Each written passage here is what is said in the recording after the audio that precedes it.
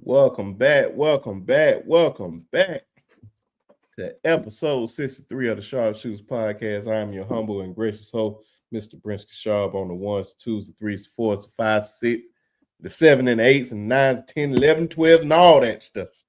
I got my guys in the building.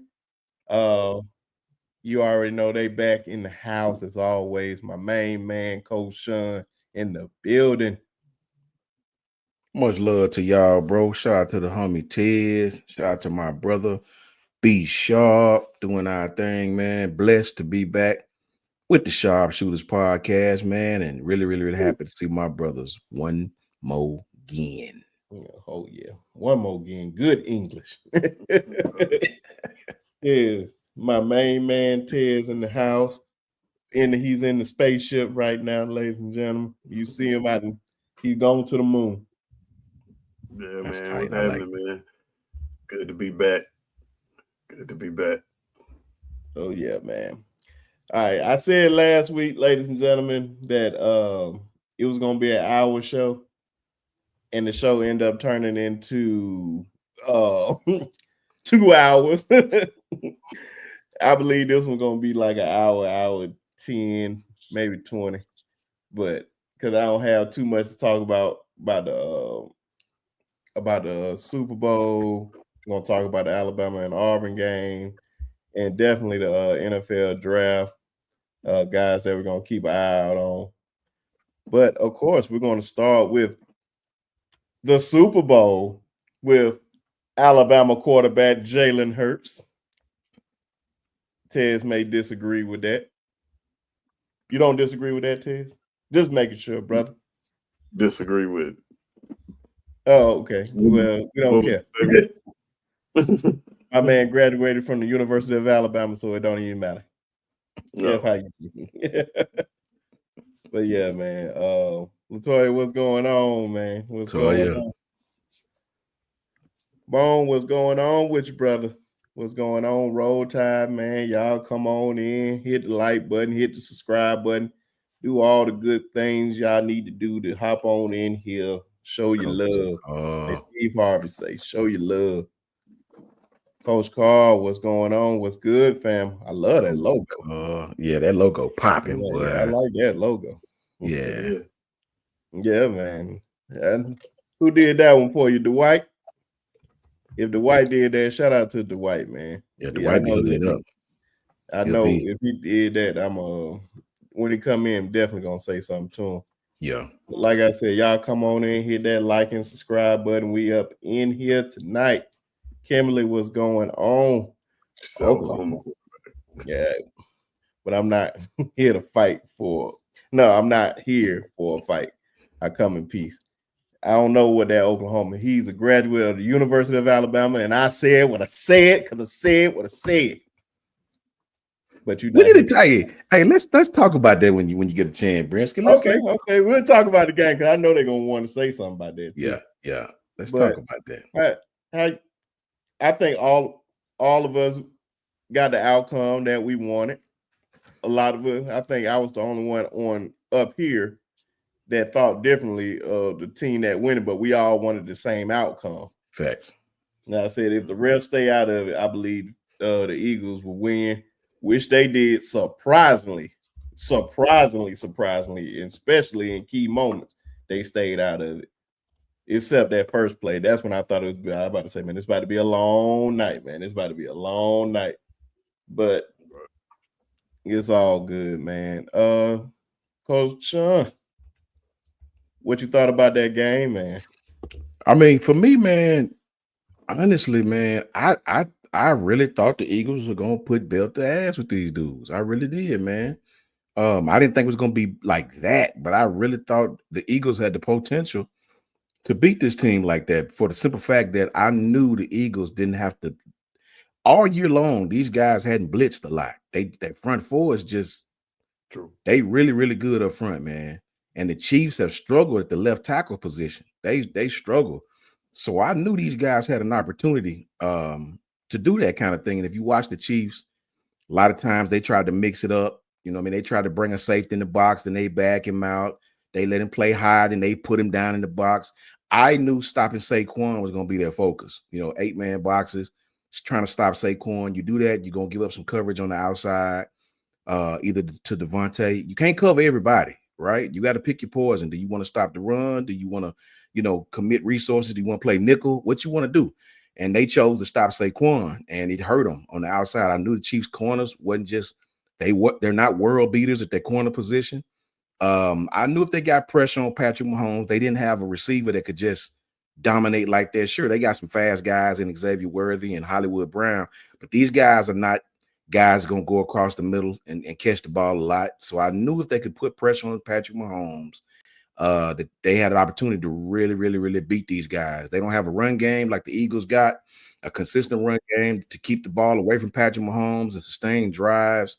So the game obviously got out of hand a little more than I thought, but I really did think the Eagles had an opportunity to beat this team by at least 10 to 13 points. Yeah, man. Sorry, man. I was listening, but a child was running around this house trying not to go to sleep. Oh, man. Good old toddler. Yeah. But you said, I think the last thing I was catching that you said you was expecting them to put belt to ass. Yeah, I did. Yeah. Just to wrap it up in a nutshell. Yeah. I knew with the Eagles, the Chiefs are going to have to pick their poison. Oh, yeah. If you commit resources to the box, you're gonna have some coverage issues in the secondary. Mm-hmm. If you want to play coverage, you don't load the box, Saquon is gonna take off. And they chose to stop Saquon, and it hurt him on the outside quite a bit. Yeah. How you feel about the game, man? Because we clearly seen they shut down, like what Coach Sean was talking about. They was determined to not let Saquon Barkley have a day on them. Facts. And Spaz had a great game plan on him, but I think the only game plan he wasn't expecting that Jalen come out there and play the way he did. So yeah, I didn't think that the Eagles could win this game, mainly because of the whole favoritism that Patrick Mahomes get in critical moments. Like, I really thought it was a real thing. I still do think it's a real thing. I think it is. I think that the Eagles knew it was a real thing, and they knew that in order to beat this team, we got to come out here and beat the hell out of them. It can't even be close. Shout out to that defensive line.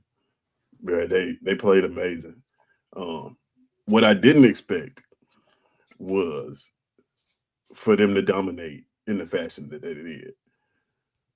Defensively, to dominate who, is a quarterback that's on a lot of lists. Yeah. And to dominate him in that fashion and dominate that team that way. And for that team not to be able to adjust was shout out to the Eagles, man, and Sirianni, and just I personally did not expect that to happen like that. Like, I didn't expect it to go down like that. But I'm watching the game. I feel kind of bad because usually the 49ers is who the NFL depends on to take the Eagles out of the playoffs. Like, every year we usually are the team that take them out. And the year that we are injured, they go and win it all. So it's kind of bittersweet. Then I think me and Brisky talked about my prize picks. All of my Eagles picks hit. Kansas City didn't give me nothing. Like, nothing. Nobody did anything. No Travis Kelce. No nobody. Like, I think D-Hop was like 3 catches I needed from him. He couldn't give me that. Like, it was just I've never seen a team get dominated in that fashion in the Super Bowl. This is one of those games where like we always say, the score does not. We say the score does not indicate how bad the game was a lot. Yeah. Mm-hmm. This is one of them games where this game is a lot. It says 22-40, but this wasn't a 22-40 game. it was a lot worse than the score indicates, and the score looks bad already. So Yeah, man, because just I couldn't even believe it until they actually said it. Like they almost went 3 quarters without even crossing the 50. Yeah. right, yeah, And they had Patrick Mahomes. Now, I'm a betting man. I promise you, if somebody told me that Pat Mahomes could not get past the 50-yard line in just the first half alone, I would have took that bet. But almost going 3 quarters, I sure as hell would have took that bet. I was just stunned by it, man. It, like I said, man, we seen dominating performance like this on a top team, but I think that offense was more powerful that Denver Broncos against the Seattle Seahawks in that Super Bowl when it was just complete domination. yeah, That's why I was telling you, oh yes, we definitely seen this before. yeah. And that was Peyton Manning scoring 55 touchdowns in 1 year. That was a crazy year, man. I ain't gonna lie. And just to see how that game went, man, it was wild. But I think Jalen got a lot of respect in this game. I was just so happy for him. Of course, all my Alabama guys, Smitty, Landon Dickerson, Brian Young, Latu, Eli Ricks. I feel like I'm forgetting one other person. Tyler Steen, Oh, Tyler Steen, Brian So, Young. yeah, I got them all. Yeah, because Yeah. I remember it was like 6, or Yeah. was it 7? Cam Latu just got signed in January, so he's on that too. My So they boy, really got it. he was on San Fran last year Yeah. on their practice squad and almost got on one against this same Chiefs team. And now he come over to the Eagles and get him one just like that. Yeah. Man, it was just a team effort, man. I think everybody just wanted them the Eagles to win, man. It was just a team you just could not hate. It was just a bunch of guys that just solid dudes on there, from AJ Brown to Smitty to Jalen, Saquon, and of course, even though I posted a picture with like Crips and Blood holding up a rag tied up. Them Alabama boys and Georgia boys came together to stop the evil. I tell you this. Look, I tell you this. Don't look now, but the Eagles are hella young up front. Jordan Davis, the kid from last year from Georgia, the 98, Jalen Carter, Montez, Josh Sweat. Them boys all young and they all under contract. So they gonna be a problem, man. They gonna be a problem, you know. And you can't one-on-one them. That's the crazy thing. You can't do that. Because if you even try, man, it's gonna be a long day. BNG, what's going on? He said the Super Bowl was born. Thanks, Chiefs. You must have was rooting for the Chiefs. That's why I was like, I was loving every second of that. I love this. Me too. Yeah, me too. I'm about to say, the only thing I was like, was the halftime show. We're gonna talk a little bit about that too. But Tough as Nails, what's going on? Who else in here? I felt like I missed somebody. Oh no, I ain't missed nobody. I'm about to say everybody will fall on in here in a minute. Yeah. But yeah, man, it was just a great game. I felt it was over a little bit, even though it was still early when Cooper DeJean got the pick 6. But I was like, it's a lot of football. I've seen this story before. You know what though? That pick 6, when he got that pick 6, it was like that's when it was clear to me that like they're being outcoached. Like before it was just like, like it was players making plays, but then like that pick 6, it was like, oh, he was a robber. They didn't see him. Like they're being outcoached. Like Andy Reid is getting his tail handed to him on the clipboard right now. Yeah, is the reason why these boys, you know what I mean? This game is starting to look like this. Yeah, Vic Fangio and Andy Reid was just going there. It was like two masters at work.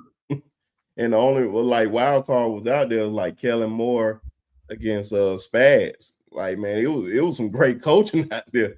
And Spags just looked like, I don't know what to do right now. And he's a Hall of Fame coordinator, man.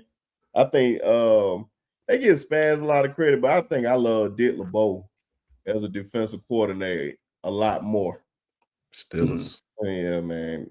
Because I'm not a big fan at all. But the bottom line, bro, used to have them boys on them Steelers looking lights out, man. They couldn't block them, man. Like nothing. The defensive line was just they couldn't block them. And that's all that folks kept talking about and they wasn't blitzing. They wasn't blitzing, bro. That was just the great thing. Not one. One. That was just regular front foot pressure. Regular front foot pressure. They could not block them, bro. So anytime you can have that means you can add resources to the back end, which is what Patrick loves to do. All those crossers, all those meshes, all those, tight end drags, none of that stuff was working, bro. They was sitting on all of it. They was daring them to throw it downfield. They hit a couple of plays downfield. You know what I mean? What's up with your Coach Carl, my broski right there? Shout out to Coach Carl, man. Yeah, man. That was just a complete rear end kicking, straight up, man. And it goes to show you, no matter how talented you are, if you cannot block them up front, it don't even matter. Don't matter. Yeah. And they showed some clips of I wish I had the clips that I sent to you, Brisky. I don't know if you've seen it, but it was like Travis Kelce 1-on-1 with, I think it was Sweat. And it was like they were showing just like he's old. That blocking is past him now. Like that boy was so fast off the edge that it wasn't even close. And it was like they was comparing him to Grunt. We're saying like Grunt would never get beat on the edge like that. And I'm like, I don't know, that boy fast. But to your point, they had no answer for them rushing the pass at all. Yeah, I think one thing that Coach Sean said last week, and I think it just stuck with me. And the more and more I think about it, if you think about legendary teams, what is one thing that they all consistent at? They all have great trench play. They have great players in the trenches. For sure. And I was just like, man. Shit. Look at the pros. Look at every team that's practically won and been successful. They always had. I mean, bruh, the Rams won a Super Bowl with one of the worst offenses in the league history. You know why? That boy named Aaron Donaldson. You know, he was you couldn't do nothing up front with this guy. He was a disruptor. Like, if you have those, kickers up front, man, they make up for a lot of mistakes, man. Go look at the Baltimore Ravens from years back. Had one of the worst offenses in the entire league with Trent Dilfer at the quarterback position. But you know what they did have? They had some thumpers in that front seven, bro. If the Baltimore Ravens back then scored 14, they was gonna beat you because you weren't scoring on them dudes. So you got those kickers up front, man. That make up for a lot, brother. It really do. Man, and it's just crazy, man. Just thinking about it, like you said, them boys just being young, and they only gonna add to that. Like all they major guys is pretty much locked up.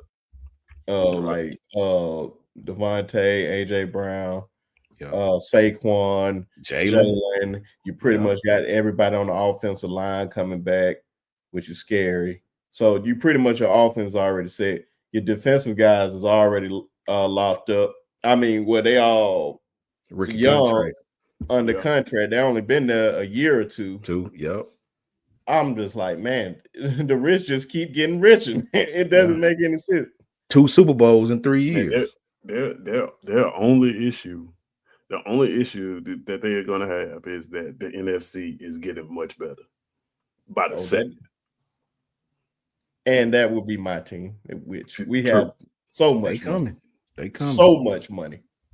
True. And that's why I said I believe we're going to go out there and get we definitely getting a wide receiver. Definitely probably get another cornerback. We probably go after Sam Miles want to play with y'all. Don't let that happen. He said that's his choice if he had. Then you're gonna have Fowler. It all depends on Fowler if he come back. Yeah.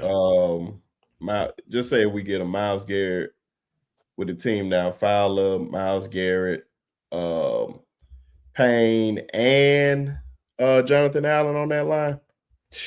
Oh, it's too many one-on-ones. It's too many one-on-ones, man. Y'all got to keep them away from the Bay first, though. I think that's why we're trying to dump Debo right now, to make room. Try to make. I don't think y'all had the money with a cap space. That's why I said I think we're trying to dump. Debo requested a trade. We're trying to trade him right now. And I think shout out to one of the guys that I met at the Senior Bowl, Josh. Man, want to work for Bleacher Report for my team. He was saying like we was in contention. It could be us. I don't want Debo, but more than likely he'll go to the Broncos. I said I can see that. I can see that with him and Bo Nix, and I like how Bo progressing over there, especially under Sean Payton. It just shows you get Russ up out of there, and you see how far you can go. I think the Steelers realizing that now, man. Like they hit their ceiling at a certain point in the season with Russ, and it's just like, you know what I think y'all need though, because I've noticed when you take Terry out the game or bracket Terry, it get tough on you. Need another receiver in Washington. That's why I believe they're going after T. Higgins. Yeah, you get T. Higgins. After. I believe they're going after, and they're gonna throw that bad. I saw him and Metcalf. They're the two that was like rumored. Don't let that happen. Matter of fact, I don't think that's gonna happen because you got Jackson Smith and Jibba up there. He already emerging, and you still got Tyler Lockett with that. I don't think because it's too much room. I know Washington can definitely give him the room, or he can go down there with Carolina with Bryce. I believe if he go down there with Bryce, he's gonna definitely put up some numbers. Yeah. Hold on. It was one comment that I was like, I totally disagree with. Hold on, where is that comment? I think it was Benji that put it up there. If I can't find it, I'm just gonna say it. And I can't find it. But it was like there you go. Said Big Ben and LeBeau all made the myth of Tomlin, which I believe is nonsense. Because LeBeau left a long time ago, and Ben and Ben, I don't know, man. He really held y'all back. Y'all should have got a quarterback a long time ago when you seen him going on his downside. I mean, we had more bad years than Ben than good ones. I mean, I'm a Steelers fan. We had that one or two really good year. After that, everything been sort of, it wasn't, great like that. He couldn't stay healthy. Facts. And a lot of other things. But I ain't gonna go there tonight. Yeah, Dwight, what's going on? Saying go Ravens, man. Jason would love that, man. Hey, Dwight, man, did you make Coach Carl logo, man? If you did, man, that's fine. Yeah. Just want to give you your credit. Chris from New Jersey, what's going on, brother? Chris from New Jersey. Sorry, man. I ain't been on the chat with y'all. Roll Tide and Rise Up. Roll Tide, Rise Up. What up, bro? What's going on? Who else in here? Die hard Auburn fan. Oh, God. That's sad. Y'all boys ain't the same since Saban retired. I'm about to say y'all boys ain't the same since Jason Campbell left. His Cadillac been gone. Y'all boys ain't the same. Yeah, 8 and 4 seem to be y'all middle name. About 3 or 4 different coaches. We've won a national championship since then. That cool. I can see if you said y'all ain't been the same since Cam left. I say Jason Campbell. Y'all won with Cam. I'm talking about when y'all had Jason Campbell and Connell, and y'all was ass kickers back then, boy. It was one for the thumb and all that back then, boy. It was horrible times for us. Every time I think about horrible times for Bama. I love golly. I know you did. Every bit of it. I'm still traumatized by it, bro. I still Me too, remember that bro. CBS That was broadcast. awful. It when was the an man awful literally time. had the T-shirt in the crowd. Man, they Yeah, had I Cadillac love it. and Oh. Ronnie Brown, both of them. I loved every second of it. And the crazy thing about it, I love them boys. Yeah, I them didn't boys hate them. ballers. It was like my college years too. Like it was to be in Auburn at that time is just amazing. Man, that was Nothing like it. tough times, brother. The best. Matter of fact, I would have respected them boys getting the national championship over Cam and them. I believe them boys deserve That team it. was better to me with Jackson Got Campbell. a Yeah. playoff now, so yeah, that shouldn't happen no more. Yeah. Well, I said, come on, man. That wasn't on being had a top 5 wide receiver, O-line, running back, QB, and Tomlin couldn't draft a secondary player or linebacker to save. It was like, well, y'all did have Ryan Shazier, and he got hurt. Yeah. I'm about to say, you got to factor in all this stuff, man. It ain't just, I'm about to say, once Antonio Brown left that team, it was totally different. And I ain't saying it Ben was years. Me personally, I ain't saying it was on Ben. I'm just saying even Ben's last 5 years, we didn't do nothing. You know? So those years weren't great years. I mean, we make the playoffs. We didn't have a lot of great years even then with Ben. Once Ben turned too long. Yeah, once Ben got in his late 30s, we hadn't been, things hadn't been the same, Oh yeah, right, man. I appreciate that, man. That's dope. That's dope. It's popping. That's Yeah, fire. Oh yeah, man. That is dope, man. But last thing on this Super Bowl, talk about this halftime show heard around the world. It got a lot of people up in arms about it, which I'm still trying to figure out like why you're so upset about it. I thought it was boring for the most part. Like I get what was going on, the messaging and all that. Now, one thing I did actually went back and watched that I actually like is that the purpose of Samuel L. Jackson, like him as Uncle Sam, and what he was disapproving and what he approved of. I thought that was kind of unique. I like that. But outside of that, it was just boring to me. I was about to say my boy Drake couldn't catch a break that night at all or whatnot. I'm like, man, it was just like, man, help, like, stop. Hey, man, let me say no, this. Go man. ahead, please. I'm a little different because I'm a true hip hop head. See, I was around for Ice Cube and NWA. I was around for Kool Moe Dee. I'm in my late 40s, so I was around for Kool Moe Dee and LL. I know what a rap battle is. I know Drake was on Nickelodeon. Your daddy, real estate investor. You come from a good home. You're a great artist, man. You should have took Wayne's advice and kept it rapping. You know what I'm saying? I'm all for that. But when you start going over to the tough guy side, see, I spent a lot of time in LA, about 7 summers in a row. A lot of time in LA, so I know the culture out there. Very familiar. My mother's sister live out there in the Crenshaw district, so I'm very aware of the culture out there. And living in the South, if you stay here all your life, you have no clue. Like these dudes running around here, you have no clue, bro. You know what I'm saying? Out there, you see dudes 60 years old still from their block.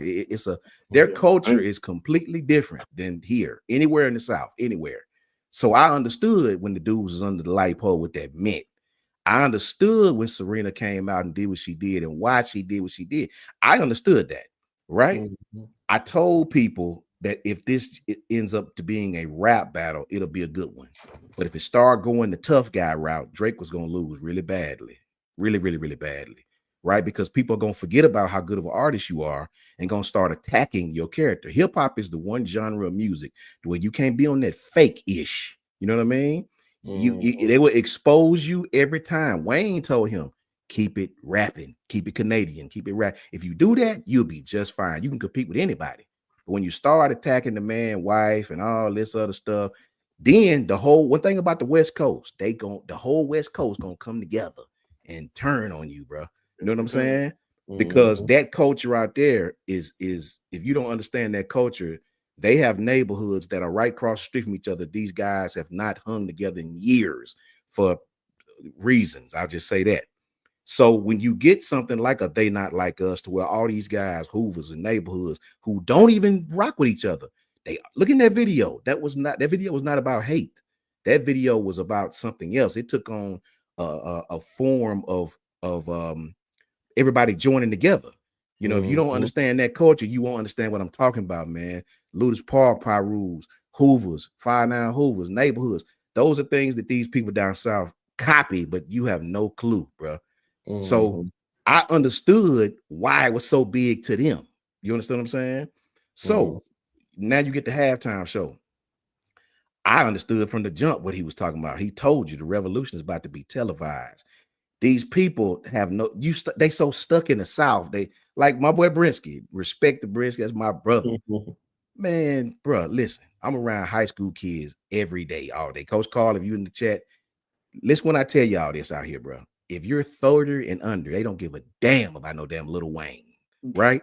They don't ain't nobody rapping a Millie, bro. Nobody's rapping a Millie. I'm a T.I. fan. I would have loved to see Tip out there, but I would have loved it. I'd have lost my, you know what I'm saying? But nobody is singing You Can Have Whatever You Like. Ain't nobody singing that, bro. Nobody. These kids are on something different. These kids are on Cash Cobain. They on Kendrick Lamar. They on Rob 49. They on it's just a total different genre, man. We're old now, bro. I mean, I hate to say it, but and the Super Bowl does not care about what we like, right? Like I saw my uncles, man. They was all talking that, what is this? Oh no, bro, they don't make it for us anymore. We're not buying streams. People who 35 and up, 40, we don't buy music anymore. Not a lot of us, right? These kids buy music. The V's and the Doja Cats and the Megans and the Ken Carsons. These people, they buy music, man. So the NFL, they want to stay relevant with the kids that are spending money. So that's why they put these kind of people in places. The Little Babies.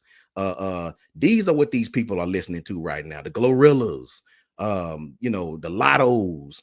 That is what people is listening to now. Ain't nobody listening to no damn Wayne. I'm sorry to tell y'all. I'm sorry to tell you. If you had put Wayne on there, respectfully, people would have tuned out. You wouldn't have had 133 million people. I'm telling you this, bro. Nobody outside of New Orleans, nobody under 30 would have cared, family. I'm telling you this, brother. If you don't believe nothing, I'm telling you.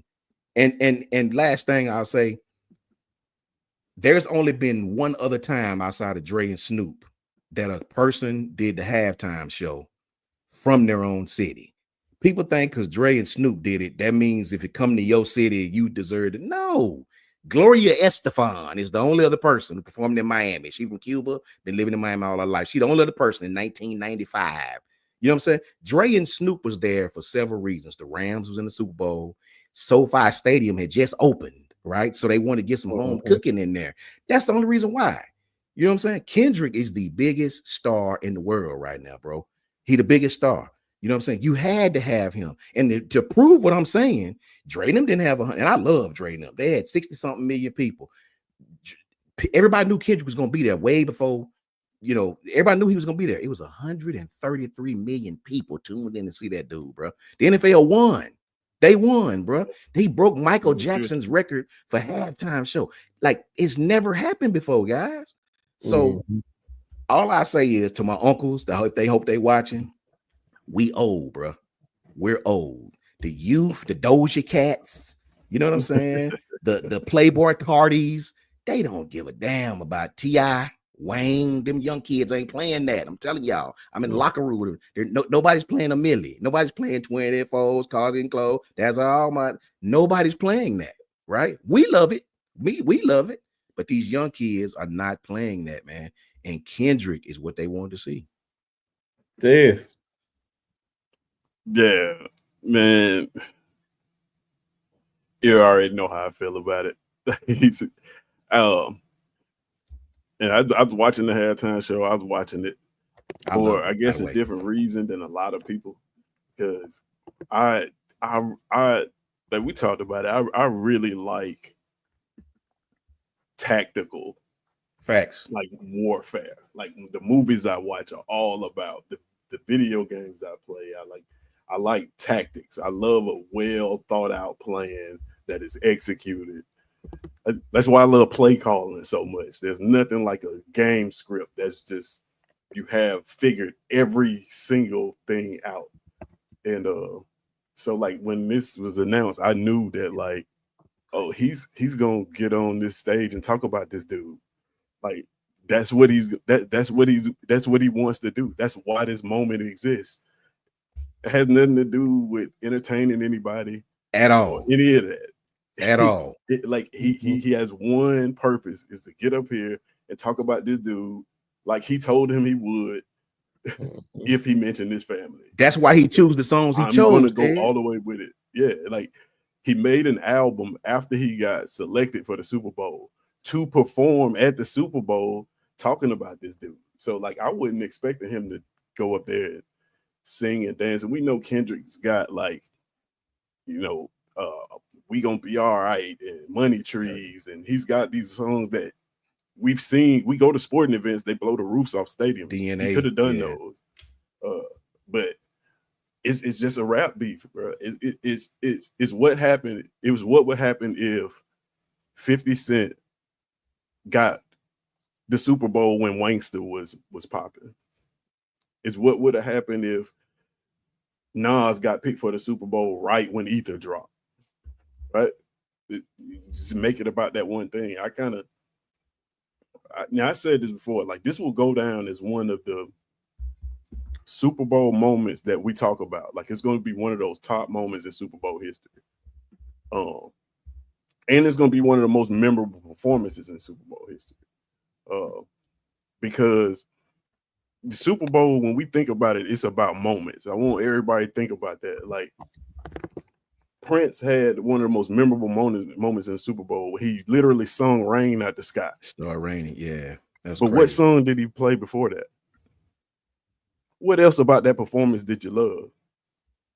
Nobody remembers it. We remember Michael Jackson and the 20 Michael Jacksons all over the field. But what was the first song? Nobody knows. You know what I'm saying? What song was playing when Janet Jackson pulled the titty out? Don't nobody know. We remember that single moment. You will remember that. It's Brisky on it. Brisky on top of it. Yeah. My point is like the performances largely go unnoticed. Like you said, Selena did one. Jennifer Lopez did one. Bruno Mars had an amazing performance. Nobody talks about it. Right? Beyonce put all black people out there. She performed a song that had never been performed before. On the Super Bowl stage, she debuted it. Nobody talks about it. We just talk about these moments. This right here, what just happened at their Super Bowl, is going to be up there with that.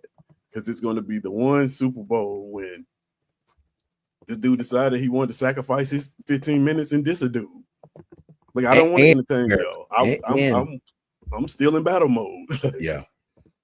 Yeah, man. I'm all the way with you with the tactical side of it or whatnot, and especially with us talking about it last night. I said if everything you saying is true about him starting with his family, I'm like, hey man, all gloves are off, man. I'm like, because I know I don't condone that, and I know I would spaz out on any man or any person disrespecting my family. So they were like, I can totally understand, man. What's going on, man? What's going on? But yeah, so that's why I was like, yeah, I get that. I'm about to say some stuff I can't say on live right now, but I was like, yeah, I just know the only thing I like, man, trust me, I'm with. The only thing I disagree with Coach Sean about is that yes, I know the kids don't listen. Of course, they're not gonna listen to it. We all listen to certain things when we get older. But I'm telling you, man, you put Lil Wayne on that stage, it's just like Usher. I can't tell you no kid that listen to no Usher. You put Usher on that stage last year, and you see how everybody was watching, man. It's Usher, man. You're gonna listen to the classics. especially if it's black people, man, they gonna always know the classics, especially they got big brothers and older cousins and all that.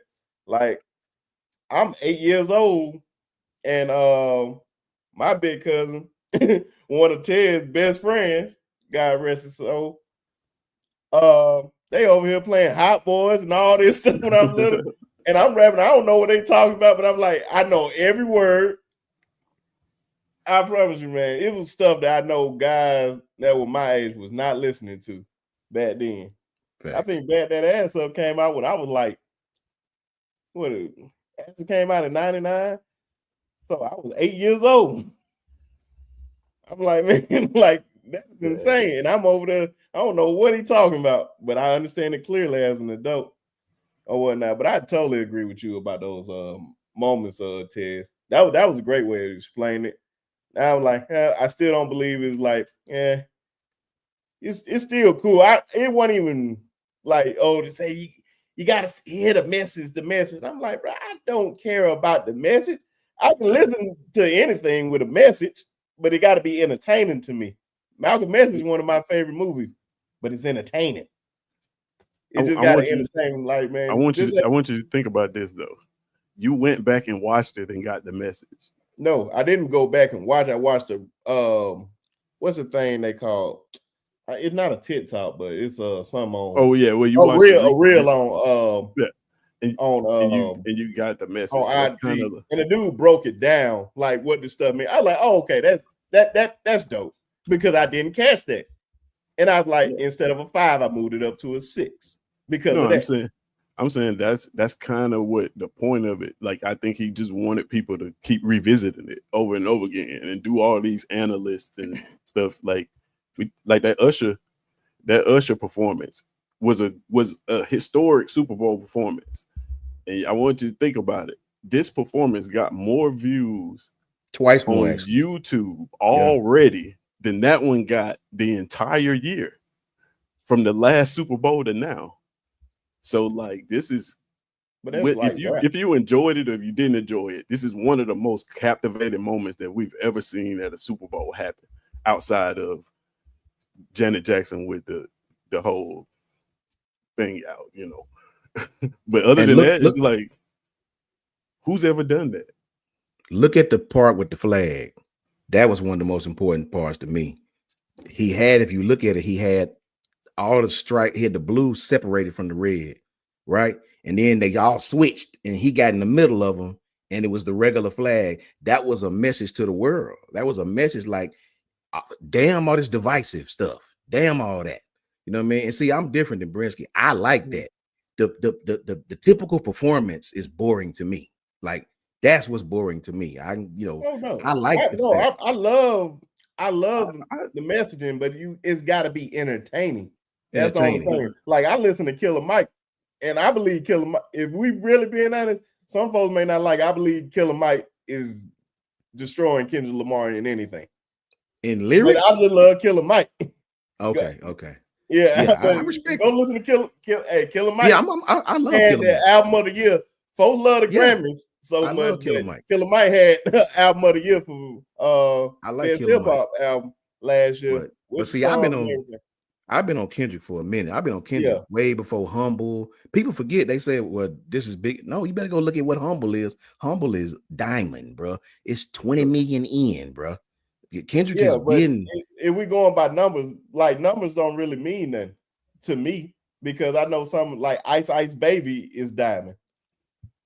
And Illmatic is, I think Illmatic at his time wasn't even platinum at his time. And I love Nas to death. All I know is 20 million people bought that album. I don't know. Yeah, no, I'm saying people bought the album, but I'm just saying it's certain things. If we going by that, then Drake is killing everybody because of the numbers. I think he is. I think that's the point. Like, when people try to use Drake as a just to say like this, the only reason this happened because he's talking about Drake, and I think like, yeah, it is. That's the point.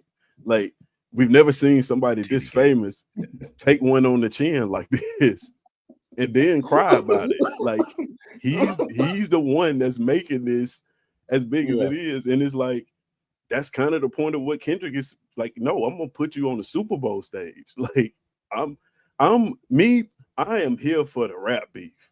Like I love the competition, the rap beef. I watch battle rap, so like I love this. I love the fact that the man put forth a plan, told you what he was gonna do, and executed on every single step, all the way to the end. Because most times the rap beefs, people just be like, all right, I won. It's over with. It's like, no, he's like, I'm gonna go through with this an entire year. Okay. And you're gonna have to turn the TV off if you want to not see this. And he did just that. Like, and it's like, man, you gotta respect that. If you love hip hop, you love this. I have like no problem his approach to it. Yeah, no. This is the most hip hop on that. I'm just saying, entertain me. Like it didn't entertain me. I like, yeah, it can be a message in there, but I wasn't entertained. That's why I was like, it was like, I'm like, it's okay, bro. Like, it's cool. I know some people will look at stuff,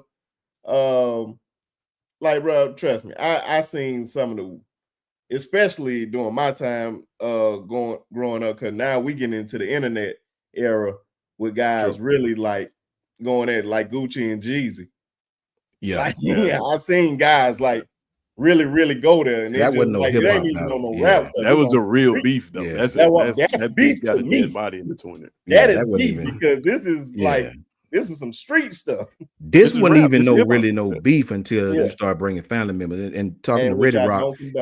When I say unity, Ready Rock, I'm talking about that wasn't no unity with Drake. That was unity with America to accept us as we are, like not amongst colleagues, as you say. That was a message to America, to the guy up there in the press box that's watching. You know what I'm saying? Like, you dividing everybody. You know what I'm saying? That was a message to the world, not to, you know. I'm all for the rap battle, but look, man. This is my humble opinion, and I'll keep it clean. This is my brother's channel, so I ain't gonna say what you want to say. I'm not a Drake fan. He's a punk to me. I don't give a damn who like him. He a straight up idiot to me. You like him, so be it. Get that soft ass. You know what I'm saying? I don't come from that day where I'm gonna sue you. You talk about me. I slap you out your shoes. Get you. But see, that's the thing, man. That was out of here with that. I got you. I'm gonna sue you. And this is the whole thing. I'm with you on that. But I think the only thing that I have a problem with, that I know that most people, like some folks, will have a bias towards Drake. But I'm all for like hip hop. You saying whatever you want to say, and comedians, you saying whatever you want to say. But I guarantee you, before the end of this month, somebody is going to say something that's going to offend somebody, and they're going to be like, "Oh, you shouldn't say that. You shouldn't say that." But y'all was okay with Kendrick calling this man, you know what? Kendrick, we was okay with Dr. Dre calling Jerry Heller one when he said two things. Come out of the room and put the little boy down. He had a video to it and everything. He got a case. He didn't lie on it. We know where we are. I think folks like us going to always agree with stuff like that. we don't care where it goes. But I'm just saying, I know I'm for it. I'm for all of it. But I know some people are not. That's why I said I don't like the picking and choosing. That's what I don't like. That's the only thing I don't like. If you cool with this, you got to be cool with somebody else saying it. Or it's just not fair. You just can't just pick and choose. That's when I have a problem with it. Because I like them both. I don't care if Kendrick dropped this. If it's cool, it's cool. If Drake drops something that's lame, it's lame. It's same vice versa. That's why I say I can be unbiased about it. That's why I say I can understand most folks when they just be like, "No, I'm just gonna get off," like Coach Sean just did. I don't like them. Well, once you take it to the police, I don't like the sensitivity. The sensitivity of the culture. Patriot life. Like, you can't even Lil Wayne made fun of it in his commercial. Like, why so sensitive? Like, we become so. That's why I brought up the Jerry Heller thing, because it's like, yeah, we can focus on Kendrick calling him that, but like Dre Day was a whole diss with a video, and Dr. Dre came in there and said like that, come out with your hands up, let the little boy go. Payday. Like, go check the record. It's a public case. He got a like he didn't lie. That's the one thing. Two, we can, if you gonna say something about my wife and so cool, then I'm, let's remember which one came first. You know what I'm saying? Yeah. They not like us came way after Drake's diss. That was 2 songs later. Now, let's be real. We can say, like Brinsky just said, if we gonna say all these things, cool, right? But when you start talking about suing me for saying it, bro, get out of here with that. I'm done. That's what Lil Wayne run right to my slime now, boy. Yeah, that's what Lil Wayne was. That's what Lil Wayne was screaming. I can understand it, but in real life, you know what I'm saying? It don't work for him. And I think you just said it with like the real life. You saying it to somebody in real life, and I feel like if you messing up somebody's bag or whatnot, because we know what type of day and time we in now. That's what I'm saying. The world is so sensitive about it or whatnot. That's why I'm like, man, he just talking about a rap battle. But if it's actually messing up your money, I can understand. But at the same time, I don't respect that because of the genre you come from. Nobody's gonna respect it. It's just like a snitch. Yeah. I don't care how logical it is, they're not going to respect it. You can't. That's what Lil Wayne was telling him. That's why he told him that, like, if you can't get down here in the sandbox. Like you can go up there on the swing set and you can swing and it can flip all the way over to what's the name. But don't come down here in the sandbox. Like, you ain't from this culture. Like, don't come down here. And we see what happens when he loses. The culture, you get lawsuits and stuff like that. It's like Kendrick had Tupac Estate sue for Drake, but that has nothing to do with rap battling, though, bro. That's real behind the scenes estate. If we in a rap battle, Ready Rock, and we going at each other, and I'm winning, you can't get mad at me and go try to stop my songs and sue me in court and sue my damn record label and send a cease and desist to them. Like, come on, bro. No. After you said my son was by my manager, and then you gonna get mad because I said, come on, bro. I got a Bible in my living room right now full of about 13 obituaries of real friends I lost. So if we out here playing that kind of game, then let's play. Keep them out of it. Keep them out of it. Let's do what we got to do. You can't sue me, bro. And this is why I'm not a rapper. But that's why I said we can't pick and choose, because I heard worse. I heard worse on records. I heard so much worse. But that's what I'm saying. We can't pick and choose on record. That's why I understand why, but you can't at the same time do that. You can't do that. That's why I said I'm not a rapper. Because I know in real life, I'd be like, bro, when I see you, it's on, and I mean it's on site. Yeah, but this to me, I think it is between them, though. I would think that I think that they genuinely don't like each other to the point that they see each other. Petty though, Tez. When the man had a concert in your city, he tried to be funny and go buy all the damn tickets. You know what I'm saying? This is real.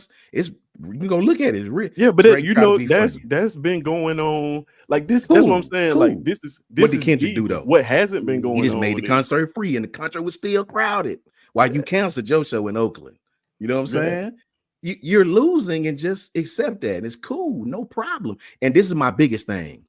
Everybody run around talking about this Drake. Well, you shouldn't have said. Well, didn't nobody have no problem? You didn't have no problem with the record labels when you came up with your back to back with Meek Mill. You ain't had no problem when the same thing they did for Kendrick playing his song. They done you that. They took it on tour. 100% agree with you. And you took it on tour, and you didn't have no problem with it then. Didn't nobody get sued? When nobody getting sued, no cease and desist letters coming out. When you done that, bro, run around talking about your slime. Boy, you from Toronto, Canada. You know what I'm saying? Your mama is Canada. Stop it, man.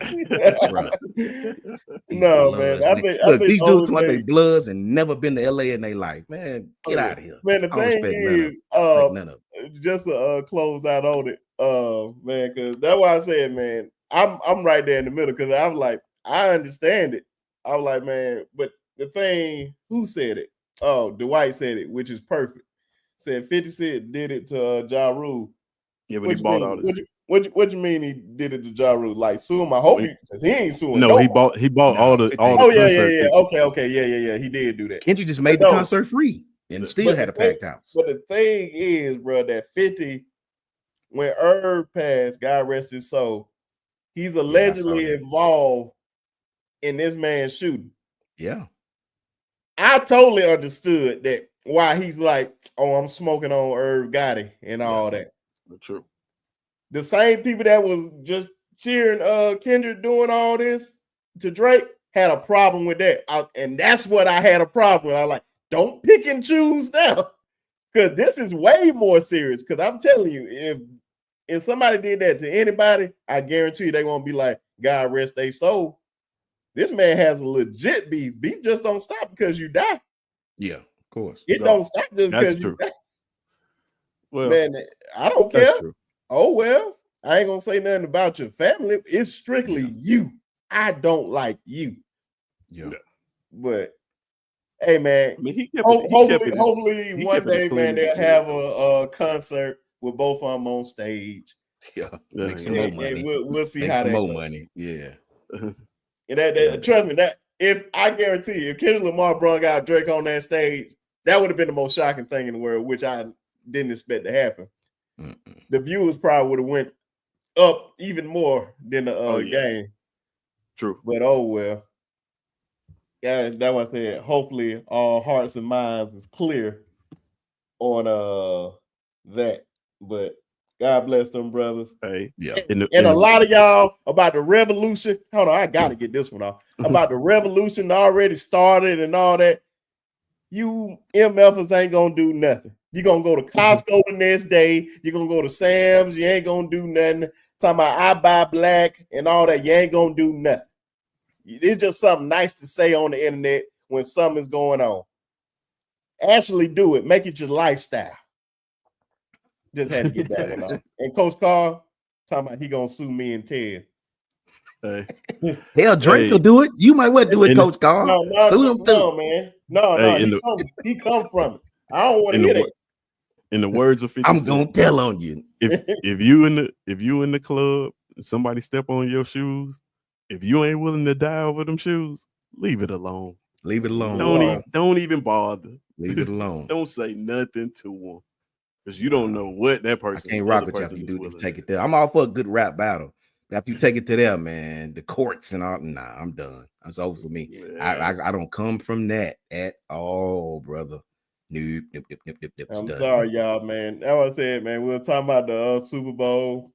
Now, we're gonna talk about the draft real quick or whatnot, and then we'll end it off with the Auburn and Alabama game on Saturday. I had to remind myself I had to download this mock draft, but this is the mock draft, the latest one. Who we got up here? They got Cam Ward going to Tennessee, Abdul Carter going to Cleveland. That makes a lot of sense if you're getting rid of Myles Garrett. Shedeur to New York, Travis to New England, Mason Graham to the Jags, and yeah, so on and so forth. One of my favorites. If they allow this to happen, it's almost unfair in New York. Will Johnson up there with Sauce Gardner. You can't do that, man. You can't do that. Now that is just unfair. And the Jets? That's what they got him, man. Will Johnson to the Jets. That's just unfair. Two guys that I think Sauce about 6'3". Yeah. And Will about 6'3". He more solid. Man, it's just come on now. What am I supposed to do with that, man? But who you guys had your eye on going into this draft? And it ain't got to be nobody on this list, just to put it back up there for guys to see, just get a quick look at whatever. It can be anybody you have your eye on. It can be an underrated guy. I know one guy that we really gonna keep an eye on. Shout out to Carson Vincent, Alabama A&M. Yes, sir. HBCU boy, definitely gonna keep an eye on him here. I believe he's gonna be a day 2 guy, especially if he go up here and show out in this combine. Hey, maybe number 1, maybe not the first overall pick, but I'm talking about like a day 1 pick because the boy is nice. And the boy is nice for real. Yeah. Coach Sean, who you looking at for this draft? I got two players that I was really if I'm staying away from my Bama guys, I just talk to my guys behind the scenes. I really like Abdul Carter from Penn State. This kid is a monster. I think Cleveland at number which pick is Cleveland? Two. I think Cleveland's gonna hop up there and get him. I really do, because with Myles Garrett possibly leaving, you know, you put Abdul Carter in there, man. This kid is a straight up baller. You know, 12 sacks, 24 tackles for loss. He is a baller, man. I love Abdul Carter. Kid don't miss games. Kid don't get hurt like that. I also like Walter Nolan from Ole Miss. I like Walter Nolan, man. This kid pressures. You know, his kid was the number 3 defensive lineman, you know, in college football. You know what I mean? Can play the run, can play the pass. I think those two guys are gonna get picked early. I got another receiver, but I ain't gonna pick too many people off the rip. Oh, go ahead. I like Luther Burden from Missouri, man. I like Luther Burden. He get off the press coverage very well. Had some dropsies in a couple of games. Got injured a few times, but I really love his speed. I love his short area quickness.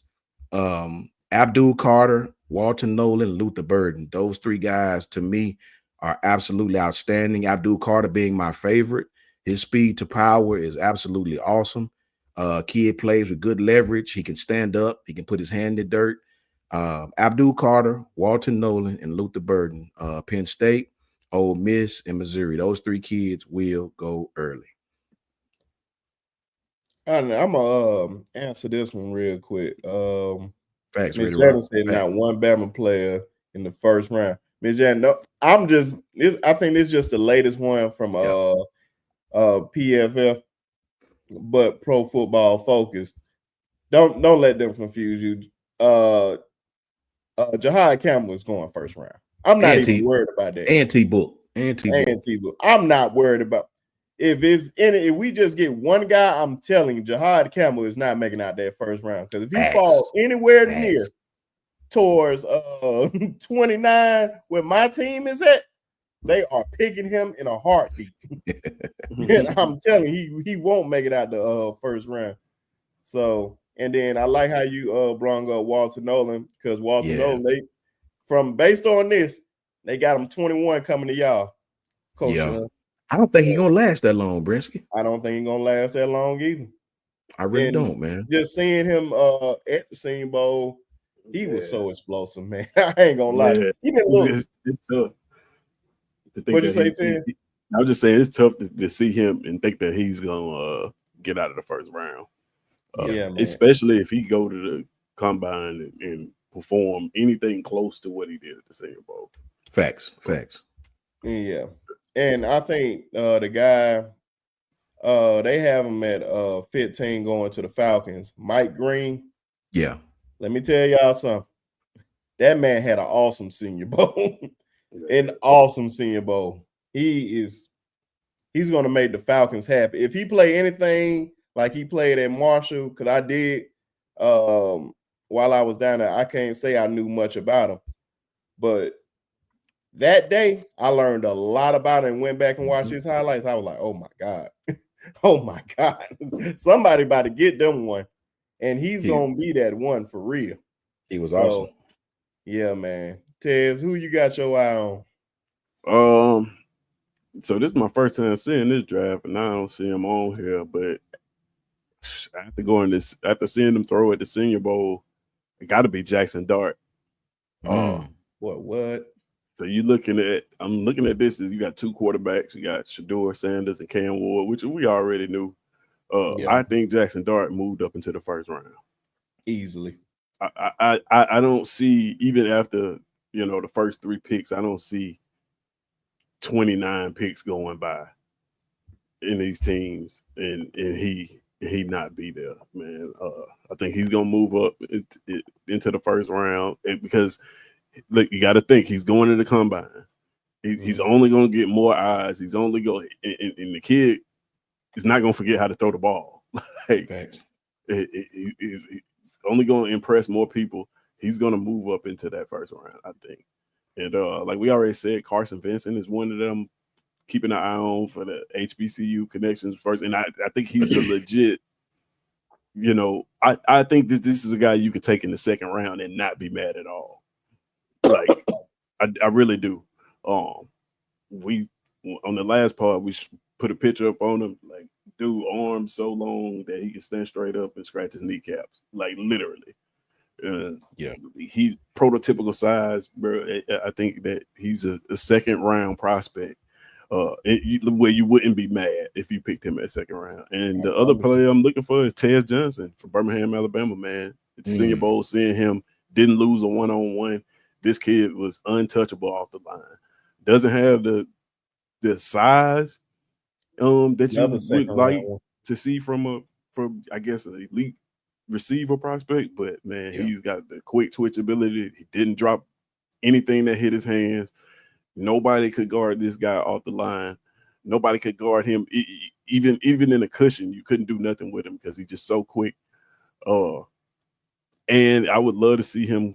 I don't know if he gets into the first round, but watch out for the Denver second round lot. Yeah, watch out for the Denver Broncos in the second round, bro. If the Denver Broncos have a second round pick and they get an opportunity to reunite him with Bo Nix, who, if you know the story, you know that's his brother.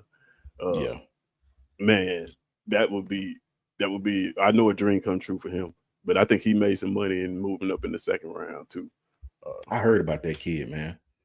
Yeah, he was electric, man. Yeah, man, and I'm telling you, bro, it was just a treat to watch him, man. Just watching that game, I was like, bro, just watching him just kill them boys in 1-on-1. I'm like, like they couldn't touch him. Facts. Like he was just killing them all throughout the week. And one name that you said, Tez, that I know he's not on here. That's why I say I really don't like this one. I should have got Mel Kiper's or Todd McShay, because Jackson Dart is going to be in the first round. There's no way possible you don't believe Jackson Dart is going to be in the first round, because what we seen with our own eyes, I'm talking about, man, every time he threw, it was right in the guy's hands. Right. On the run, 3-step drop, 5-step drop, anything that you wanted him to do. Throw a long, intermediate pass, curl. He can make every throw. He looked like the best quarterback among some really good quarterbacks. Yeah. and that's what just the difference was. Even in like some of the just drills with no defense and just regular passing drills, he looked like, okay, this dude's probably it. If you didn't know anything, if you had never watched them at all, and it's your first time watching a quarterback in this class, and you had saw that senior day, you think he's first round quarterback. You think he's the first quarterback off the board. Just watching him throw a workout, you're like, yeah, he's probably a top 10 pick. I believe what's going to change, just wait till that combine. If Jackson Dart chooses to throw, he's going to I believe he's going to somehow fall in the top 20. Yeah. Because somebody's going to take that chance on another quarterback. Because I think Todd McShay, was it Todd McShay? He said he believes he's QB2 in this draft. I was just about to say, I think he might be the third best the third guy picked. Yeah. Oh yeah, without a doubt. I don't as far as quarterbacks are concerned. Yeah, man, he is the real deal. Can't wait to see what he do. Because he is the real deal. Yeah, especially what we've seen in the season. But yeah, I'm just easily my favorite guy in college football last year, outside of anybody outside our team, is Will Johnson, man. Yeah, you've been on Will for a minute. Yeah, man, I was just like, bro, this is the type of cornerback I love, man. Just big. I wanted Pat Surtain on Washington, man. That's just how bad. I just wanted him to fall, just keep falling. But I know you see what he doing. Yeah, exactly. It wasn't even no surprise, man. I believe Will Johnson is going to be that type of guy when he gets to the NFL, because it's just like, man, it's just one of them long ranging corners, and he's solid. He like to hit, he can cover, quick hips, and all that, man. It's everything that you want in a cornerback. And that's why I say I don't think a lot of folks like truly understand, because I know that Michigan defense was so loaded for their national championship that year, but he was one of the main reasons why that a lot of teams couldn't do. Matter of fact, just go look him and Marvin Harrison Jr. going at it. Yeah. I like Abdul Carter. He might be my favorite outside of my Bama guys. Yeah, man. That boy. I think was it the Notre Dame game. That was his game. Yeah. That was his game. It's just like I would be surprised this man make it out the top 3. Yeah. And he wasn't even 100%. That's a fact. Yeah. So imagine him at 100%. Yeah. He's literally the Michael Parsons of this draft. Yeah. You said Malachi Starks is good, but he had a very rough year. I think he's late first. I ain't gonna lie to you, man. Malachi Starks is one of my favorite guys in college football the last 3 years. Yeah, he did have a rough year. I give you that, but trust me, do not sleep. Yeah, that kid is talented, man. That very kid is talented. Yeah, and they got going to the Dolphins. I'm trying to see if there's any more like safety positions. They also had Malachi doing some things this year that he didn't do at Georgia. They had him coming off the hash and come down checking one-on-one. They had him doing a lot of different things, man. You know, so you know you're gonna give up some. That kid is talented, one of the best safeties in the country. Mm-hmm. Like what is up with that, man? Like with a lot of why is a lot of I don't know why I felt like this year a lot of defensive coordinators were trying to put like safeties on slot receivers, and that's just been a bad day all day. Yeah. And you just expect them to just I think it's personnel, Brinsky. I think it's you trying to, you know, I just think shit, he's better than most of my other corners. Let's just try it out and see. You just never want to take him off the field, or you know what I mean? And it works out sometimes, or sometimes it don't. You know, these guys, they play safety for a reason. You know, it's a very tough. That's why Pat Surtain is so good. This guy could play the outside corner, the boundary, and he could play inside. You know, you don't find a lot of kids that can do that, man. You're right. And you know, Pat is different. This kid to be as big as he is, he don't got no stiff hips. Malachi, you know, I think he's better back on the hash. I think he's better at a deep safety. He's a ball hawk kid. You know what I mean? Yeah. I respect his coverage skills more than I do his tackling. He gonna explode in the NFL because that's what they're looking for. These kids that can cover deep. Oh yeah, man. And I think I think it was Pat Man Jones. They asked him who was the best corner in the game, and I think he didn't even finish the sentence. He was like Pat Surtain. Oh yeah. It was like he wasn't even no question. Like you said that quick. Because it's like he's just so disciplined in his technique, man. He just doesn't make any mistakes at all. He's never sloppy. He looks like his dad is a corner. Yep. He looked like he was taught by all pro corner. It just so happened. Like man, your dad was that guy, and you're better than your dad. And he was that guy.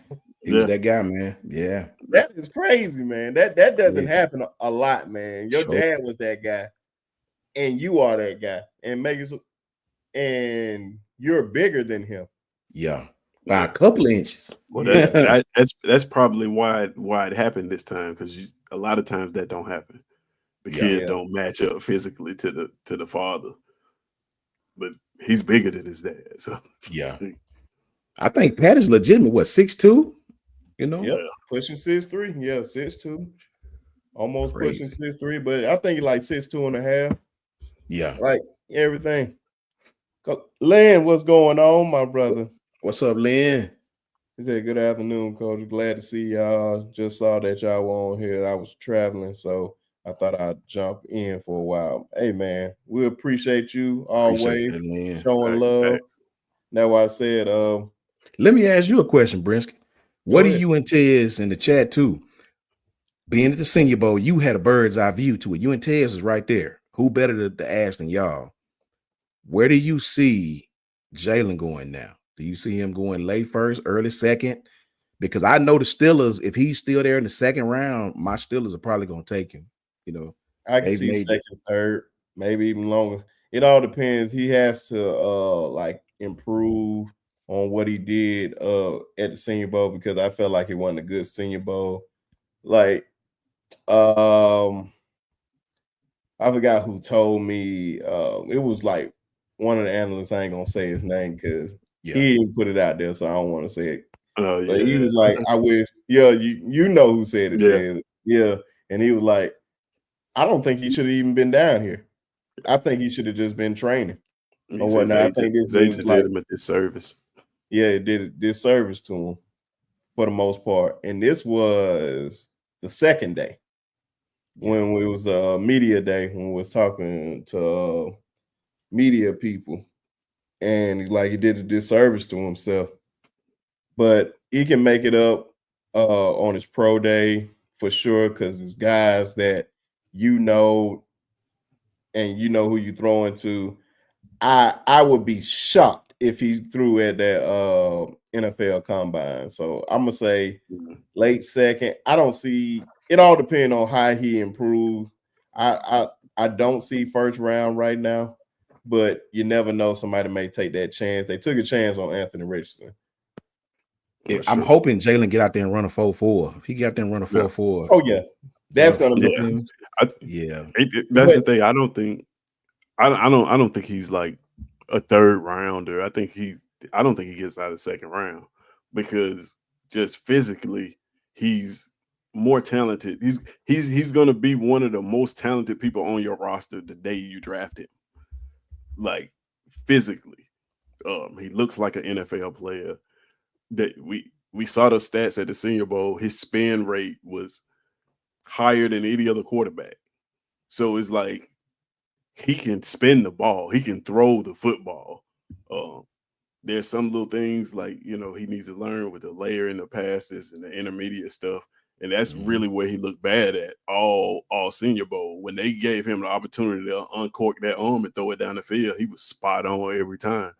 So it's always been that. That's facts. It's always been that intermediate layering. Yeah, facts. So for him, I just think it's like, if you a team drafting him, don't do that kid a disservice if you need a quarterback right now, or if your plan for him is to be the quarterback by the end of the season. Like if you plan on bringing that dude in, like you need to have something in place where he can sit, learn, and take over at a much later date. Like he has the potential.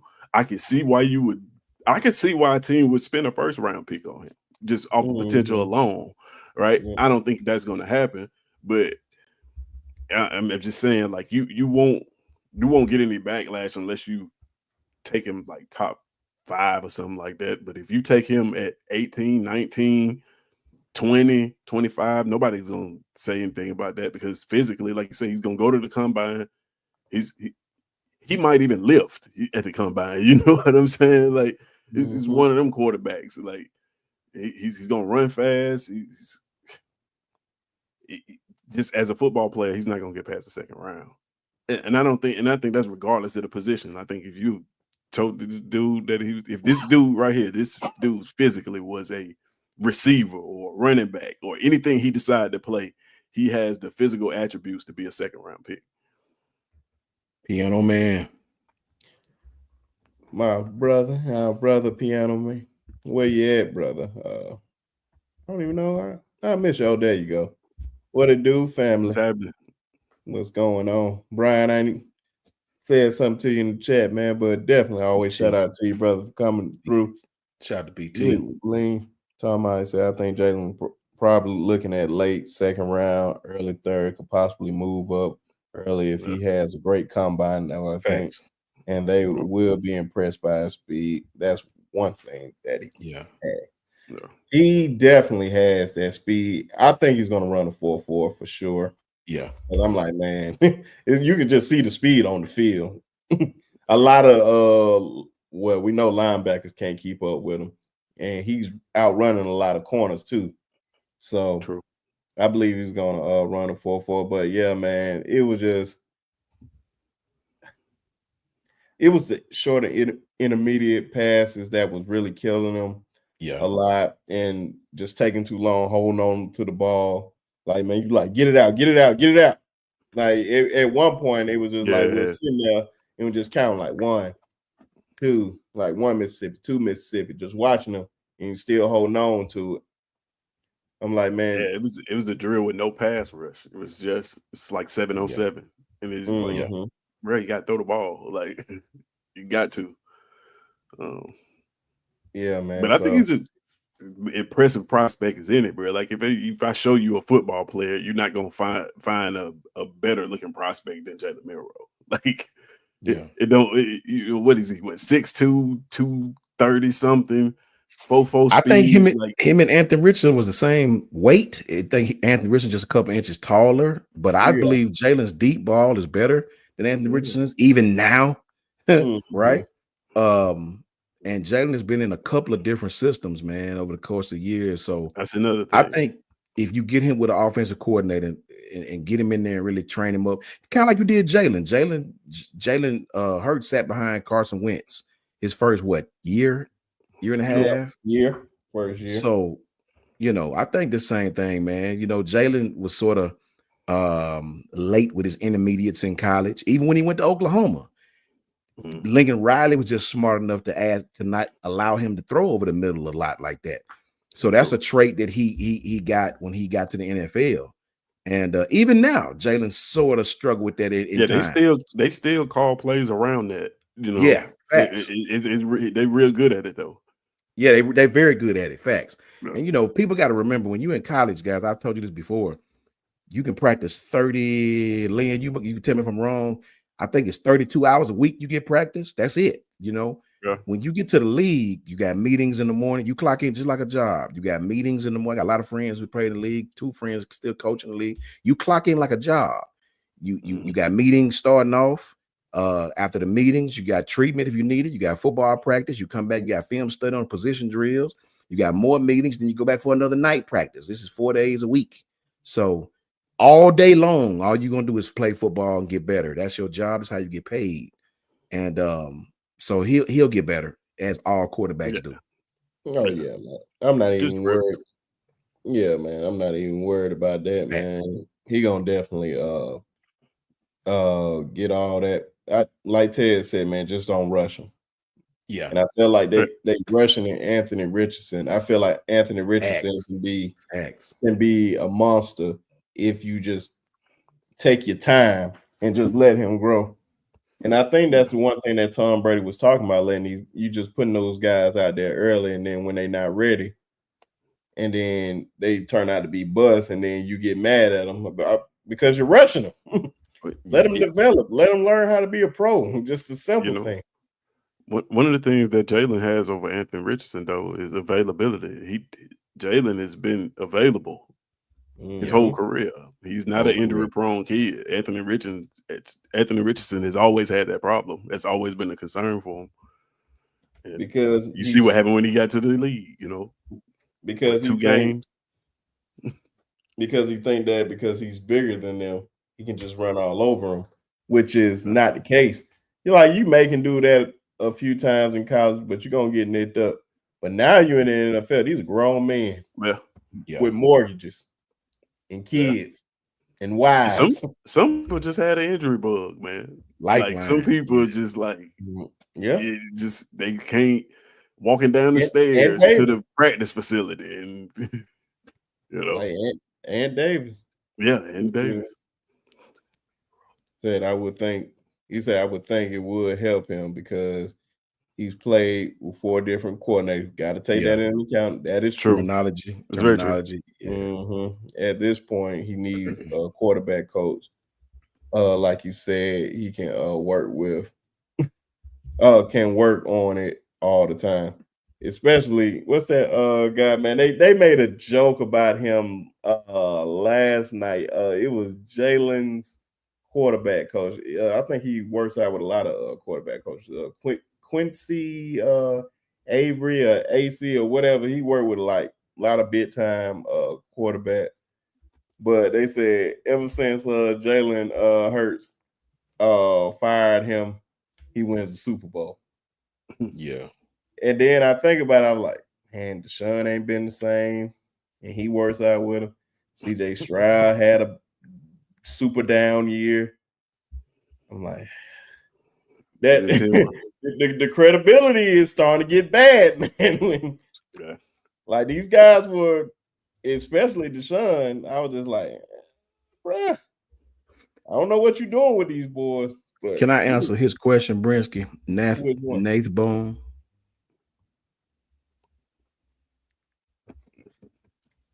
Oh, my fault. Oh, you good. You good. Nath Bone says, Coach Sean, what's different from Daniels and Milroe? Well, the first difference is Jaden Daniels played 3 seasons at Arizona State before he even got to LSU. He went to LSU and played 2 more seasons. So you're talking about a 5th-year quarterback. So imagine if Jalen Milroe went back to school for another year. And while he was at LSU, he had the same coordinator twice. So you're talking about a kid that had some stability at Arizona State as far as coordinator concerned. He just didn't have the talent around him. Come to LSU, he still got stability where he had great talent around him, and he just got better. I mean, this is a 5th-year guy, right? So Jalen Milroe would have to come back to college for another year, and it would have to be if Jalen came back, it would be yet another coordinator that he's playing for, his 4th in his 4 years. So that's a big difference, man. You know, big difference. Yeah, man. That's very true. So yeah, man, this is gonna be very, very interesting. But this is the sad part of the year. We have no more football. Yeah. So I forgot how many Sundays before. I'll be at some of them games, man. Yeah, UFL game. Oh yeah, man. Hopefully we can go 4-peat. If y'all ever in Birmingham, man, we catch a UFL game. If y'all never been to one before, for sure. Hey, man, you got the credentials now, man. That's what I'm working on. I'm trying to get a credential for that. Yeah, my boy, big time, man. My boy, big time. But yeah, man, we got combines, we got pro days, we got drafts, we got speculation on this, we got off season. Yep. I think Brian asked me did Washington finalize that deal with Cup. I'm about to say, man, it's still early in the season. Folks you can't do nothing right now with like signing players. But if that man go to Washington, hey, it's gonna be dangerous.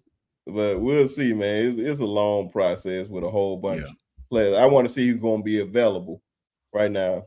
I want T. Higgins right now. T. Higgins, wide receiver wise. I think Cincinnati gonna pay him, man. Joe Burrow said he want him now, and they said I would think they'd be crazy not to. I think so too. I think T. Higgins, bro. At one point, that brother was your best receiver when my man was hurt, coming back off injury. Yeah. T. Higgins was balling. He's easily can be a 1. Yeah, and I don't think a lot of folks realize like he can easily be a 1 for sure in this league. And if he leaves there, he's going to be a 1 somewhere. Especially like if he go down to Carolina with Bryce. I know Bryce is going to throw him the ball, and he's a dependable hand. And I know a lot of those guys. I don't know about Carolina, man. They better get some offensive linemen. Yes. Yeah, we better get some free agent offensive linemen. They need to get my boy some help fast. Yes, because I can't stand it. But to end the show, gentlemen, y'all already know we got number 1 Auburn against number 2 Alabama. Saturday, I believe it's at 4:00 Central Time. If I'm not mistaken, I'm gonna double check right now just to make sure. And I take that back. It's 3:00 Central Time. I believe it's gonna be one of the game of the year, and we still got to go down there to Auburn. I think at the end of the month. So this is gonna be the first test. I just want to ask guys, just plain and simple, who gonna win? I think this is a part of the show where everybody is just so biased and nobody cares about being biased. I don't care if both teams will 0 and whatever. They still gonna be biased regardless. But Right. just for the sake of asking, Tez, I'm gonna start with you, brother. What is your score, and who do you have winning? I have Auburn winning, of course. You guys knew that. And I think it's gonna be I think it's gonna be a blowout, man. Yeah, I think we're a much better team than Alabama. I think we are a deeper team. I think we're better as a team in all phases of the game. I think Alabama has the best player in this matchup in Mark Sears. I think that guy is one of the most underrated players in college basketball. There's not a lot of people talking about him like I think that he needs to be talked about. He's got Jalen Brunson written all over him. But I like Grant Nelson, of course, but like I think top to bottom, Miles Kelly, Janiyah Broome, Dylan Caldwell coming back. Like these are Broome and Caldwell are grown men. Like they we know not supposed to be there. You know what I'm saying? So I got a bunch of 24 and 23 year olds. You got them, and then you got the freshman Pettiford. Took a loss to a Florida team, which I think is very good. A lot of people sleeping on that Florida team, but they have a lot of size. They're gonna give some teams some problems come SEC tournament time. That's a team to look out for. I'm telling you. But yeah, I think this game is probably, if I had to give a score, I'd say 85-68. Yeah, something like that. I don't think it's close. You said what? 85-68. And you see what my man Dwight said? That's how I feel right now off that statement. And then I'm gonna put it on the shirt, man. Walk through Auburn. Hey, go for it. But the funny part is, like, half of the people there won't even know what you're talking about because it was 15 years ago and they was in diapers when it happened. They were like, "What tree is he talking about?" They'll learn that day. It used to be. If I ever do that, I would be a legend. Legend. It's probably. But they would make sure, man. Them folks would probably ban me from anything. So I don't want to burn no bridges. What's up, Bishop? Ken, what's going on? Bishop, what's going on with you? Coach Sean, you heard the blasphemous. I did. and I'm sorry you had to hear that along with myself. But yes. Let's give a unbiased. So here's the thing, Tez. I respect it, man. You about 99% of everything you said was the truth, except for the blowout part. Right. Here's the truth. The truth is in the details of this. And here's some details for you. I watched Auburn against Texas. I watched them big dudes get in foul trouble, and I watched Texas hit the 3-ball.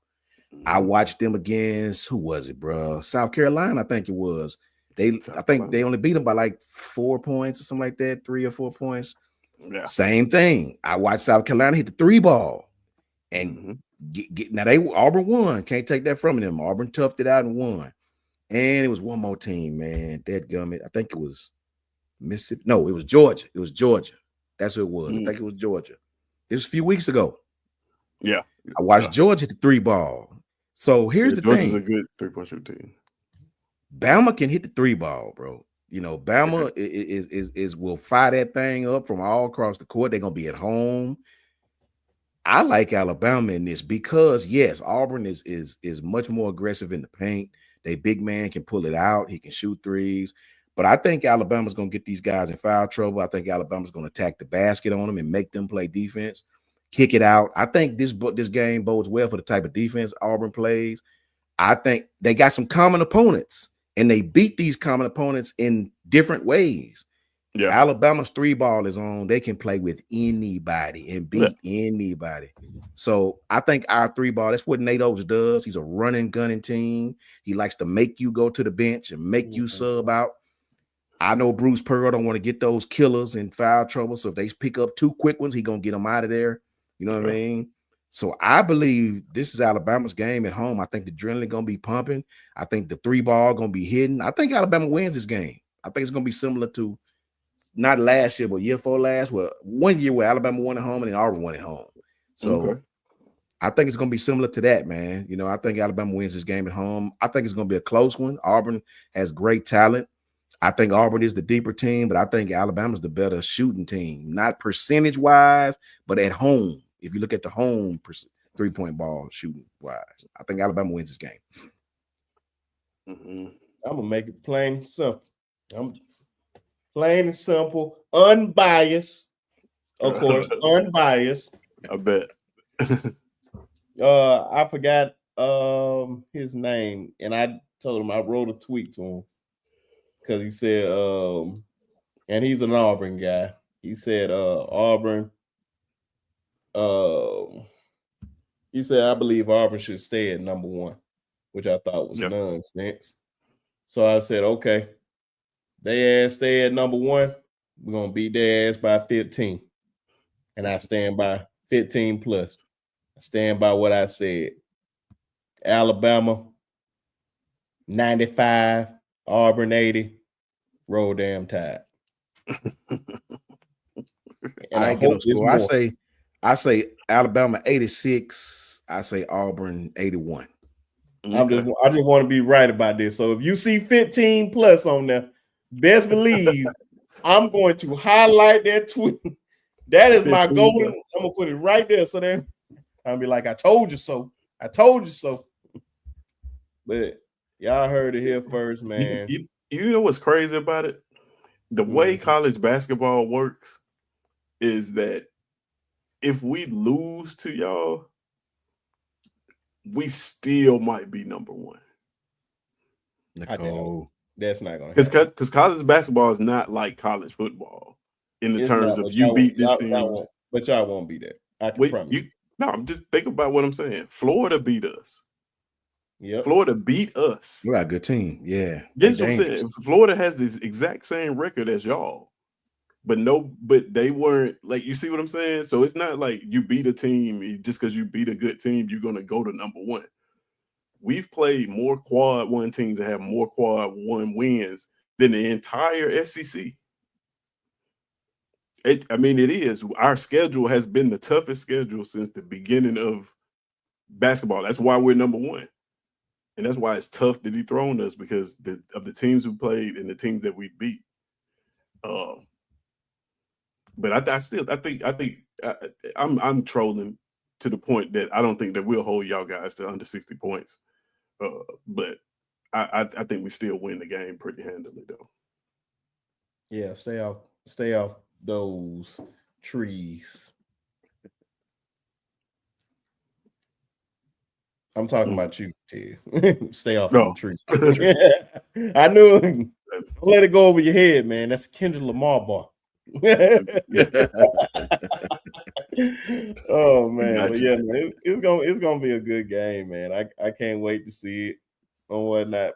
It's like one of those ones. It ain't like the Iron Bowl, but it just give you that bragging right. Like, man, yeah.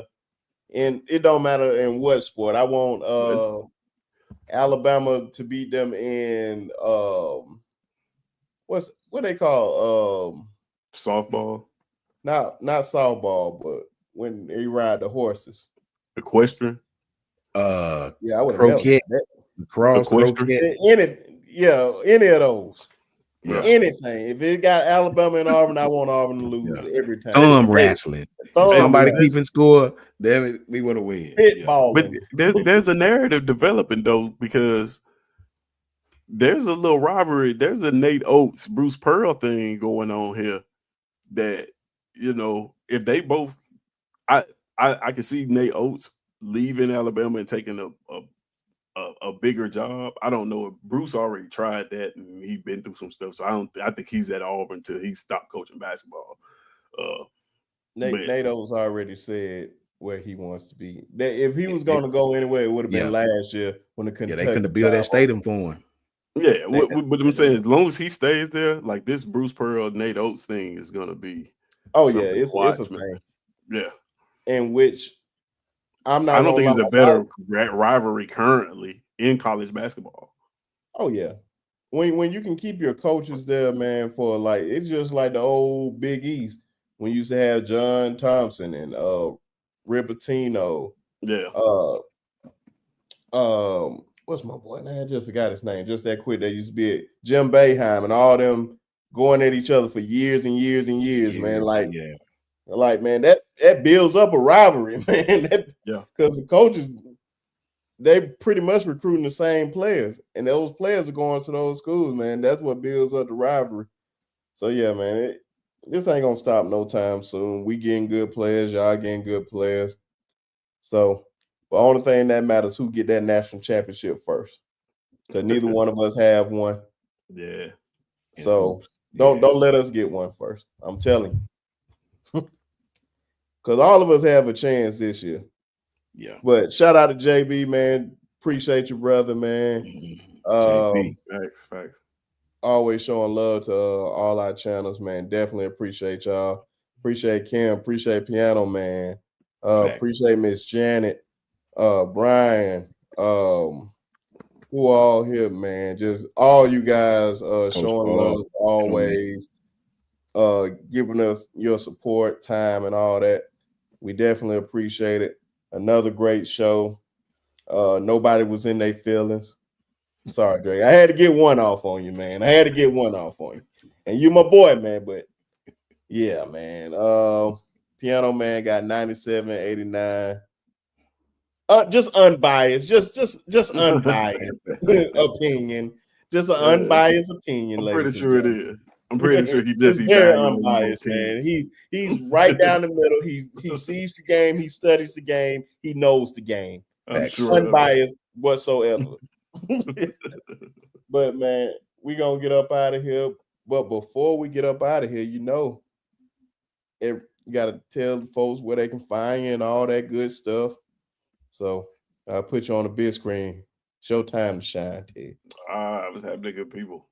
Tez, I got my Twitter now. I got a couple more followers. I appreciate y'all that's following me. I'm trying my hardest to be active on Twitter.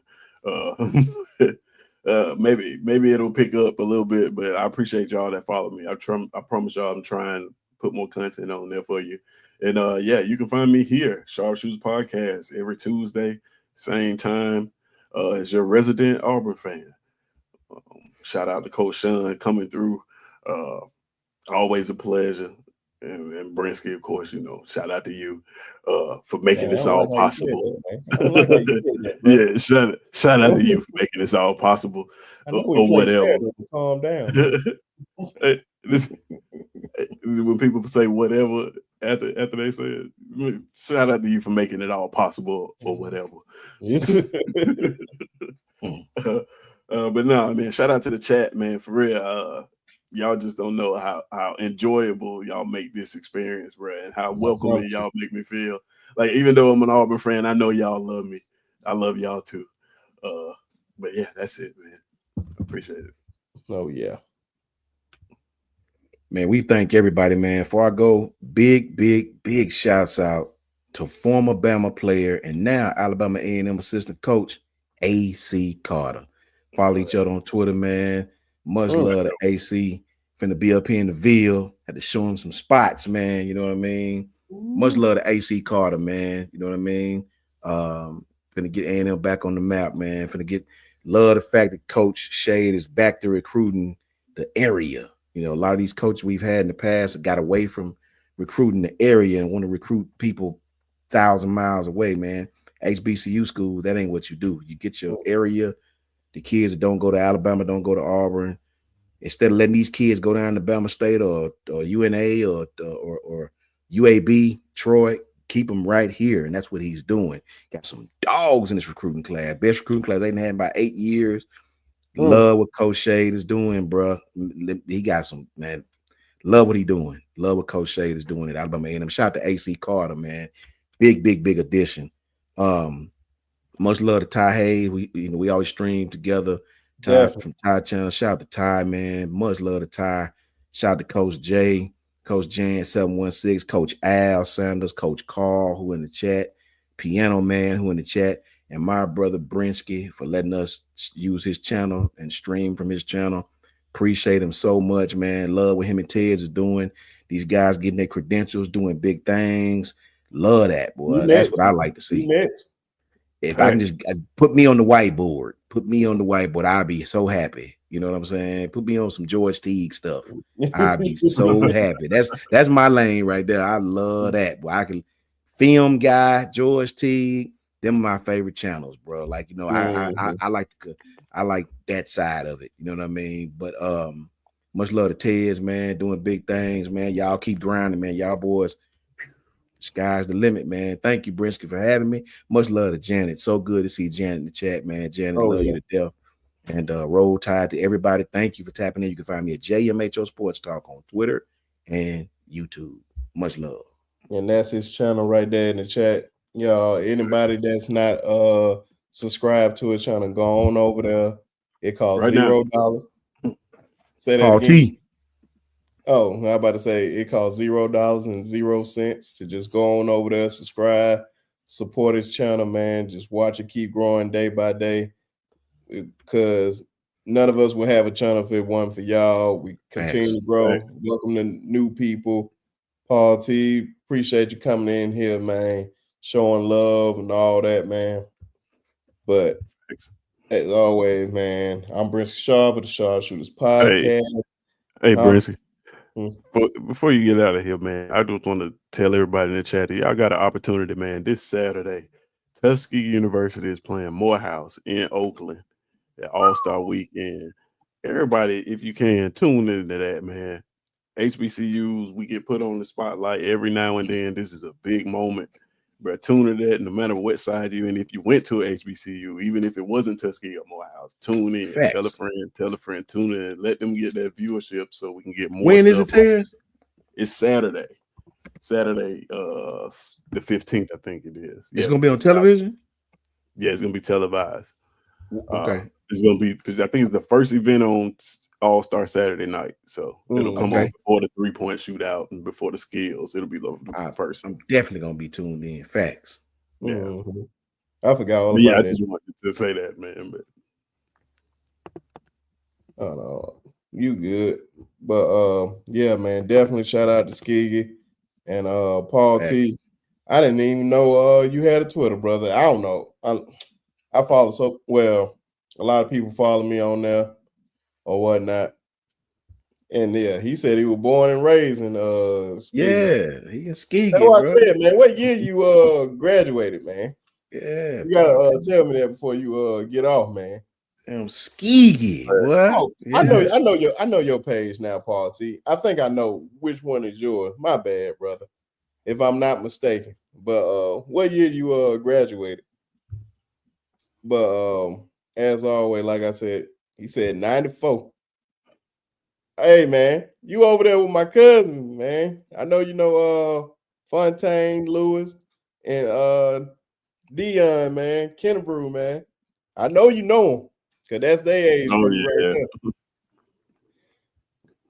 there. And Jamila Walker, all them. So you should know. But which is Jason's sister.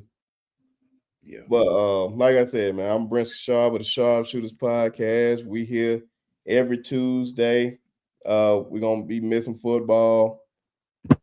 And look at that. Graduated with him. There you go, right there. Oh yeah, man. Much love, Lynn. Oh yeah, man. Appreciate you, Lynn. Everything. Always supporting the channel, supporting all of us, man. We definitely appreciate it. And look at that. See, man, he know folks, man. He know them, man. He know the right people. Right. Well, we here every Tuesday.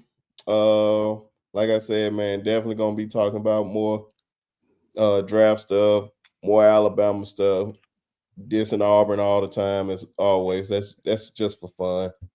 The channel right there, you guys go ahead and subscribe to the channel. Keep supporting all our channels because trust me, like I said, we need all of y'all. Yeah, definitely need you. And Gonna watch Alabama kick these guys down the road ass because I know they like to waste toilet paper, and we don't want to see them waste toilet paper. We want to ask them, see them use it because they're gonna be shitting themselves watching this ass whooping. But you already know, as always, The GOAT. and the main man, rest in peace. And Tez had to correct me the other day, and I did get it wrong. I thought his child, one of his daughter, was named Alabama, and I had to rewatch the Roll Tide and Auburn documentary. He wanted to name his child Alabama, but I'm gonna still say it anyway for his daughter Alabama because that's what the GOAT wanted to name it, and his son Bear Bryant. So appreciate all y'all showing love. Miss Janet, I know you. Let's see. That's why I say I just love when. Love, Miss Janet. Appreciate all y'all. We're gonna catch y'all on the flip side. Y'all stay blessed. Run up the like, hit the subscribe button, and as always, F